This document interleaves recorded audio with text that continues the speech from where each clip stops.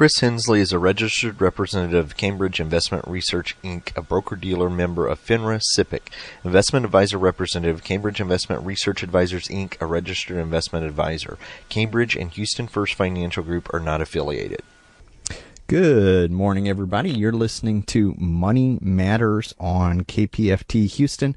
I'm Chris Hensley. The time is now 11 a.m. Got a great show lined up for you today.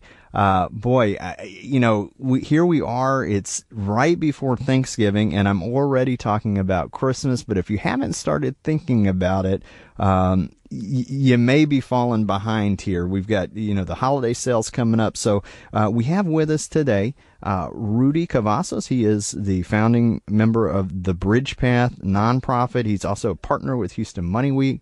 And so we'll do kind of a deep dive into avoiding the Christmas shopping guilt crisis. So please stay tuned. Keep listening. But if you are a longtime listener, we always reserve just the first few moments of the show to tell you a little bit about what's going on in the Gulf Coast area when it comes to financial literacy. So I do have two talks immediately in November here. Immediately after the radio show, I'm going out to the Harris Mental Health Center, and we are doing a holiday planning talk, very similar to what we're talking about today, as far as trying to get the jump on the holidays and not being broke or running out of money when sitting there in January with a high credit card debt. So that's happening right after the show at 12:30, and then I'm going to go back out there on the 29th. To do a talk dealing with credit card debt. So those are two that are going on. On December 22nd, I will be doing a retirement income planning seminar at the Young Men Library. Those are free and open to the public from 10 to noon. 10:15 to noon. And typically those, depending on which topic we do, we either do TRS, Teacher Retirement System, or ORP, Optional Retirement Program. So if you have a friend, family member that is participating in the state pension, or has questions about optional retirement plan, that is something that they can attend on the 22nd. With that, let's go ahead and get Rudy on the air here. Let me turn your mic on, Rudy, because I'm looking at you right now. So, Rudy, thank you for joining the show. Good morning, Chris. Thank you for the invitation. Absolutely. So you are one of the few people that are a reoccurring guest. Most of the time we'll have a new guest each and every week, but is this the third or the fourth time that we've had you come on? Goodness, I think it's more somewhere around sixth. Okay. We've known each other for an extensive amount of time. Yes. And so that I've been doing this for over 20 years. Right. So, I've enjoyed it. And so thank you very much for bringing me back on. Well, so it's a rare thing that we have reoccurring guests, but there is a reason that Rudy is back on the show. The time of year, I remember doing this a couple years ago where right around this time we started talking about Christmas. We talked about the holidays. So let's start a little bit by telling people about BridgePath, what BridgePath is and what you do. Sure. Thank you, Chris. The BridgePath, as you mentioned, is a boutique nonprofit organization, and we focus on providing personal money and credit mentoring. We specifically do it by providing workshops and seminars, not only here in the Houston area, but throughout Texas and the southern region of Louisiana. These workshops are absolutely free to all participants. And one of the great advantages of participating in one of our workshops is that all workshop and seminar attendees are qualified for a free 1 hour confidential individual assessment mentoring session. And that's where we speak to the individual or the family, and we create an action plan with action items to address their money or credit issues. So now this is prior to BridgePath that you have had experience when it comes to financial education, financial literacy. Tell us a little bit about your background. Well, Yes, Chris. For 18 years, I worked for the largest credit counseling agency in the country, and at that agency, that organization, I wore many hats. But one of the predominant hats that I wore was the education department, director of the education department, where I pretty much was the director for 7 markets across the country. And again, I oversaw the delivery of workshops that covered everything from a simple how to create a spending plan. We use that instead of the word budget, and all the way through creating wealth and everything in between. And one very specific workshop that many consumers are interested in is, of course, credit reports and credit scores. That's a good lead-in for the topic, because we know, like clockwork, people spend in December and they'll go and overextend themselves, and then they reach out and need help budgeting, or they need help with getting back on track. Tell us a little bit about what can we do to avoid this Christmas shopping guilt crisis? Yeah, that's what I've phrased it this year, the Christmas shopping guilt crisis, because I know that in the past I've been on your show in like February and March, and a lot of us are dealing with the credit card statements coming in, and we noticed that we probably overdid it. And so what do we do then? So now, as of today, we have 40 days till Christmas, and wow. Yeah, it's really? right It's around the corner. Yeah, right around the corner. And listen, the first thing that we recommend is that, if you can, as of right now, you start saving. But how do you save? I mean, am I talking about saving on your monthly payroll from there? Well, no, you should have already been doing that since January. But as of right now, the recommendation is, think about this. Start brown bagging it to work. I mean, you can save yourself anywhere between $7 to $10 each day, and put that away for your Christmas shopping. Another way to start getting a new stream of income. It's not too late to start setting up a garage sale. It doesn't get too cold here in Houston. I know that we had a little really weird couple of days ago, but garage sales bring in sometimes $200-$300. Sometimes I've had friends bring in $500 to $700. So looking around the house, in the garage, things that you don't need, get them out there. Other people, as they say, one man's trash is another man's treasure. Something that I've noticed by speaking to a lot of workshop attendees is that online sales, meaning that they go online to these websites and they start selling from clothing to toys, or just about anything, even old parts or new parts that your lawnmower didn't use or your automobile didn't use. You put them online, there's always someone there looking for that. So that's an added stream of income that you can count on before Black Friday, or before actual Christmas in December. I love it. So a couple different things you said there. Save, and you should already be doing that, but you've gave some tips there. Taking your lunch to work, brown bagging. I love that one, because that's if you're health conscious at all, anytime you pack your own lunch, even when you go out to a fancy restaurant, you don't know exactly what's going in the food, so you have that control, and you're saving money by doing that. That's awesome. Garage sale. I'm an avid garage seller, so seller, more on the shopping side, but the cold does not keep me out. There are right. people like me that will get up early in the morning and go look for those bargains. And so November, December, don't let that hold you up. A great way to also clean the house if you're selling stuff at a garage sale. Sure. Get rid of stuff, clutter. And then the online sales, we know that's right. That's starting now. Sure. What else? Well, as we start looking to where we can find some more money to allocate toward holiday spending. One you probably hear it all the time on TV is review and evaluating your auto insurance. By even switching, even today, you could save yourself $200 or $300. Taking a look at your cable or your satellite TV. I know a lot of folks that come up to me at these presentations. They tell me that their cable satellite bill is close to $200. I almost faint. I mean, that's a lot of money, especially with all the different accesses that today people have, Roku and watching live TV on Facebook and on YouTube. Consider that maybe stepping down to another tier. Your cell service is another option where you could take a look at. Take a moment, stop by the local cell service provider and talk to them and say, look, what can I do? They'll help you out. And there you can save yourself another maybe $40, $60.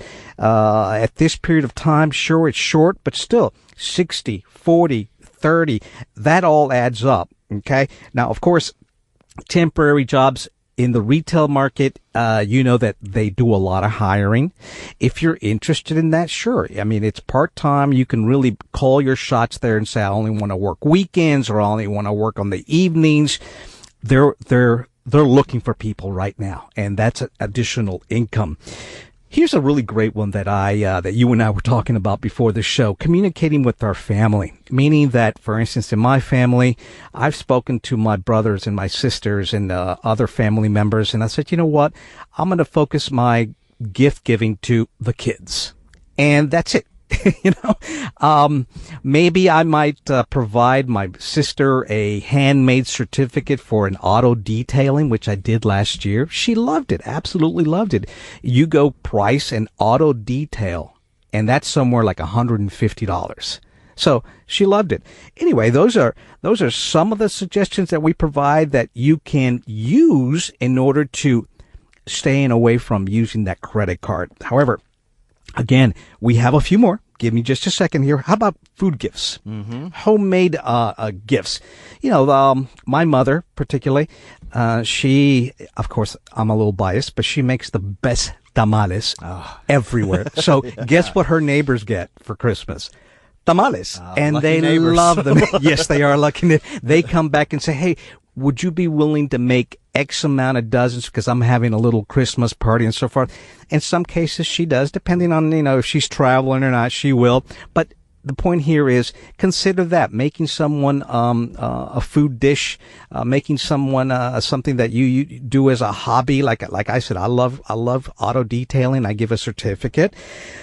Another suggestion that I have this year, Chris, and I'm sorry for being long-winded here, but here's a really neat one that I'm using this year. I'm actually visiting a few used bookstores around the city.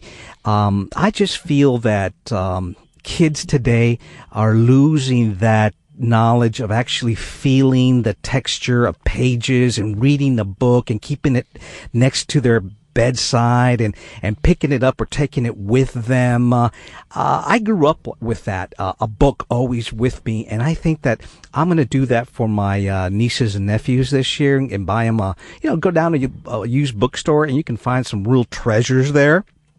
Real special one for me, Chris, is I don't know if you remember this, but layaway. Oh, yeah. I grew up with layaway. My mother used to take us to Sears back in the day, and she would have us try on. There was a brand called Toughskins. Yes, I know jeans. Toughskins. Yep. Well, we were so excited because we thought, wow, we're getting all this clothes, Toughskins and some shirts. And she would give a little money, and we were ready to help her with the bags, but no. They stayed in the store, and we had no idea what was going on until our mother would explain that she would be making payments on a weekly basis. And then come Christmas, guess what?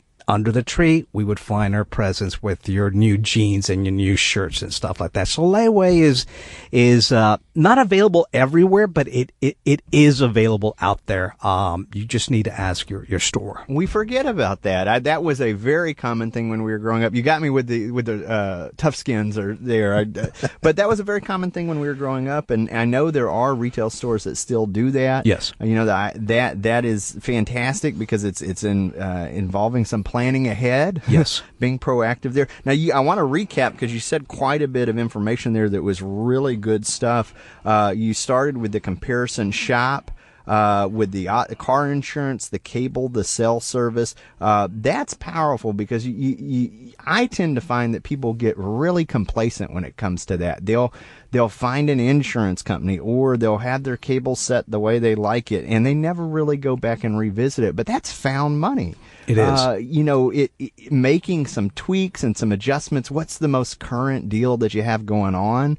Worst they can say is no. But going back and asking, that's huge. So that's good found money there. Can I just interrupt? If those listeners on this show today, make certain that when you call in to customer service, you ask them for the customer retention department.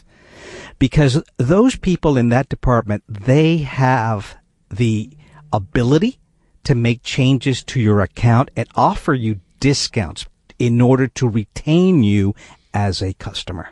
So I love that. That is a great tip. You also talked about Christmas employment and retail stores having like seasonal hiring. So if you're looking to get some extra income, this is the time to do that. And then we also have our job seekers out there who have had a rough year trying to find a job. Well, guess what? These stores are open more to hiring around the holidays. So sometimes you can get your foot in during the holidays and maybe they'll keep you around after that. That's right. And then we talked, even before we got on the air, about communicating with your family. I was saying that my wife's family is so big that we only buy for the nephews and the kids. And then you also talked about the tamales and being able to get those homemade type items. What else? Well, there's something that's that I see a lot in commercials and I see a lot in emails and so forth. But this is more kind of a deterrent or it kind of heads up. A lot of financial institutions will offer you a Christmas loan. Or they'll say, hey, on your credit card that you have with us, go ahead and defer a payment or two and, go ahead and spend. Our suggestion is be real careful with that because if you really do need to take that option, make sure that you create a plan on how to pay back that loan and how to make up that missed payment or two on your credit card, even though your lender, your financial institution is giving you permission to do so. Usually to the consumer that handles their credit very well, but make certain that you have a plan to kind of recoup and get back on track. The last one that I know a lot of folks are kind of dying to hear about is, well, I do use credit and I do use credit cards. And so what's your recommendation? Which one should I use or how should I handle that so that come the end of January, the beginning of February, my statement is not going to knock me off my feet? Well, again, make yourself a plan. Exactly who you want to purchase gifts for this year and stick to that plan. I know that with the music and the ambiance of walking around a mall or even the shopping online at home in the evening, we all get caught up in that moment. Stick to your list. And second, make certain that you make a plan to pay off these Christmas purchases within 3 months. It's that easy. I love that. Not going in there willy-nilly because we're at war, right? As soon as, they start showing these commercials, they start doing the sales and anything that they can do to get you there and having that plan and making a list and sticking to it. You talked about the Christmas loans that maybe the financial, the banks and the financial institutions will give you kind of temporarily there, and deferring a payment, that's an option. Don't take it lightly, because you still have to pay it back. But it is a lot of times when people are, let's face it, realistically, people will overstretch in December. Rather than just ignoring your creditors, sometimes that's an option. But don't think it's like somebody handing you free money, because it's not. It is not. No. Credit is never free money. And then you also talked about even with the credit cards, making sure that you set your spending limits. If you're going to spend into that, to have that plan, and you suggested 3 months is really a good. Yeah, 90 days, 3 months, 3 billing cycles is when you should pay off the expenditures that you made during this holiday season. One other item that I didn't mention is resale and consignment clothing stores. Chris, we do a lot of research, and not only through surveys of the people that go to our workshops and seminars, but even outside. And we found that at these consignment stores, you find clothing with the tags, the tags, the brand new. No one's used them, and you can get this stuff for $3.99, $2.99, $5.99. What I'm saying is that you can find name brand clothing at these consignment stores for dollars. I mean, not dollars, but cents on the dollar. And so give that a try.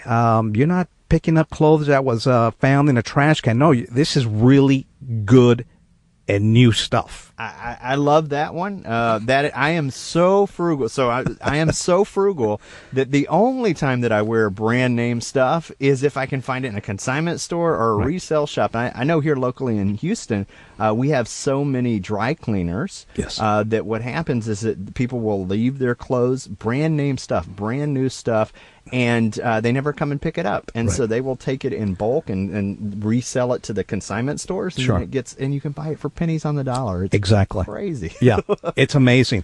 So, like I said, we find that a lot. It surprised me when I was getting this feedback, this information that people are actually going to these stores, and let me tell you, my mother is one of them.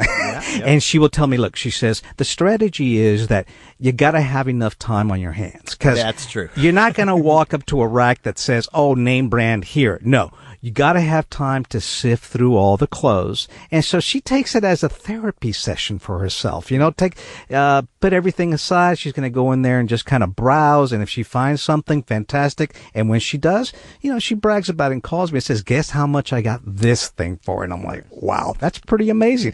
That's substantial savings. So give that a consideration this year. I love that.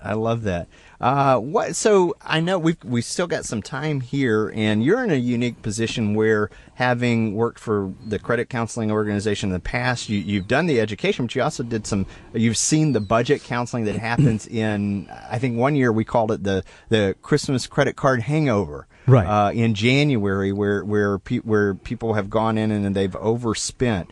What are some of those common things that you see when people call in and they're in trouble for their budgeting, and what do you see commonly there?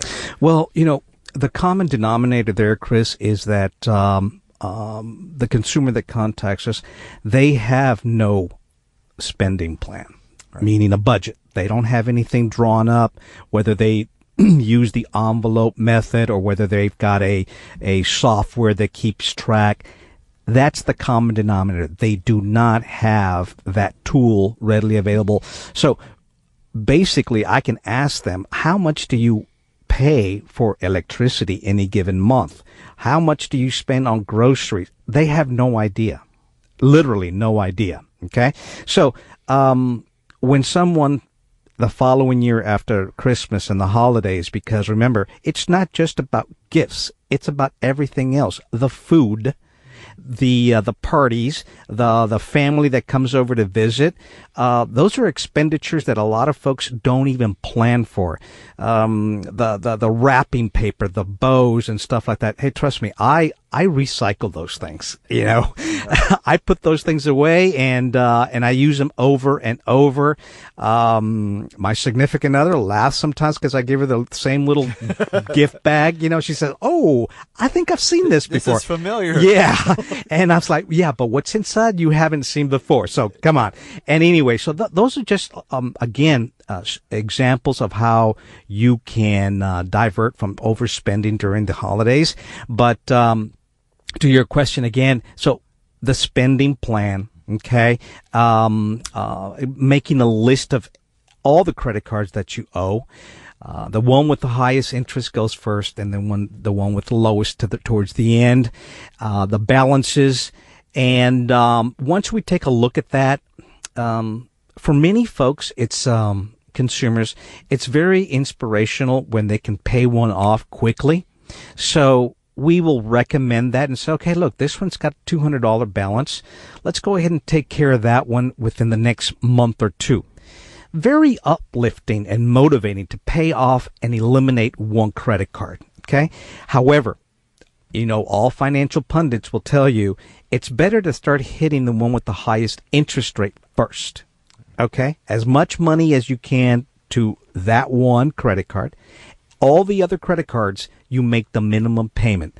And let me just be very specific about this. If you can, make certain that these payments are made automatically and taken out of your checking account every month so that you don't stumble and forget to make a payment and get hit with that $35 or even sometimes $50 late fee. Not necessary. So that's what a kind of action plan looks like in February or March, so that you can get this taken care of within the next 6 months, and then the whole cycle starts back again. And we've seen the worst case where it's very easy for this to spiral. By the time people are calling a nonprofit credit counseling company, they're considering bankruptcy, and so this is the step before that. What Rudy is talking about are ways to prevent that, to cut that off at the pass, to have that spending plan, to be able to start putting a plan together to pay the credit cards off, making them important, setting them up on auto pay so that you don't fall behind, having to pay that additional late charge, or a lot of times you'll get these promotional 0% interest rates, but if you miss one payment, you better bet that's a high double digit interest rate. So Absolutely. And again, this is the method to cure that hangover the following year. And another one that a lot of folks kind of forget is, if you are receiving a tax return, my suggestion is, of course, right off the bat, maybe 30% into your savings account, your emergency savings account, and then a nice portion, towards your outstanding debt. I know that a lot of folks use that for vacations and a lot of other things, but, really take a look at it, or meet with someone that can make some good fundamental suggestions on how you should divide that tax return and how to most effectively use it. Because, vacations, yes, they're great, but, that outstanding debt right now, folks have got 14, 18, 21, 29% interest, and you just got to get rid of that as quickly as possible. It's crazy to start talking about taxes now, but you know what? We're right at the time. This is when people start thinking about it. I know through Houston Money Week, we have several partners that are nonprofits to do the VITA program, where they'll actually do tax prep for you for free if you're under Baker Ripley. That's a big one. Yes. And if you're under a certain income, they will do the tax, under 58,000. They'll do the tax prep for you for free, which is amazing, because I know a lot of these places, they'll say, that you'll start seeing people on the corner and signs and come on in, and then they'll charge you this fee to get your tax return early. And like you said, people will get excited, and then they'll go buy something that they still at the end of the day don't have any savings, and they have a lot of debt. Right. And another thing to take notice, Chris, is that this year we've been noticing that a lot of the there's a lot of companies out there coming back with the tax return loan, meaning that they'll do your taxes and they'll give you what you're expected to receive up front, okay, as a loan. But that means that they're going to charge you interest. And once you get your money, then you have to pay it back to that organization, but with interest. Suggestion, please don't. You can have someone do your taxes, like VitaSites, Baker Ripley. If not, you can use your own software. You can do it on your own. Even going to irs.gov, they've got the software there where you can do it on your. Save yourself $300, $500. Do it yourself. And if you use direct deposit, I don't think it even takes more than 10 days for the government to deposit that money into your account. That's true. Be patient. Yes. Well, Rudy, we are bumping right here towards the end of the show. For BridgePath, for companies that are wanting to get in contact with BridgePath, how would they? I know on the podcast I'm going to have links and have your information on there, but how would they get in touch with you? Okay, great. Thank you, Chris. Of course, we do have the website. It's www.thebridgepath.org. There's a contact page there where they can send us an email. There's a telephone number on there. Thanks for listening to today's episode of Money Matters Podcast. If you enjoyed the show, visit us on the web at www.moneymatterspodcast.com. Drop us a line on SpeakPipe on the right-hand corner. It will receive any voicemails, questions, thoughts, concerns that you have about the show. In addition to this, we recently launched a Patreon campaign. Click on the Donate Now tab to hit the tip jar and find out what Patreon's campaign is all about.